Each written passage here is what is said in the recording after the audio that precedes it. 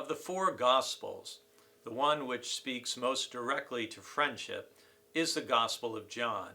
And today I want to encourage you to take a look at John chapter 15, verses 12 through 15, where Jesus is talking to his disciples. This is the final week of his life. And he says to them in verse 15, "I do not call you servants or slaves any longer, because the servant does not know what the master is doing. But I have called you friends, because I have made known to you everything that I have heard from my Father." As we've been talking about friendship, a friend is someone who is close and desires the good of the other. And Jesus is our friend. He wants to be close to you. He wants what is best for you and for me. He wants good for us.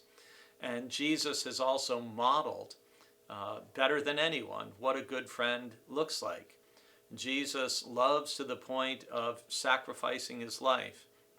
He gives of his time, and he pours his life into his disciples and to help train them, lead them, guide them, to help shape their life so that they conform and look more like his life and his relationship with God, filled with love and joy and peace and generosity and caring and kindness and self-control and all of those things.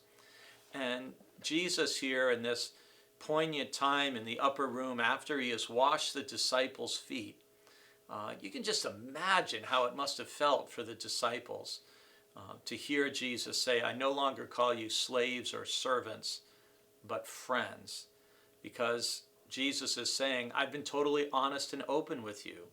I haven't held anything back from you. Everything that I've heard from my Father, I have shared with you."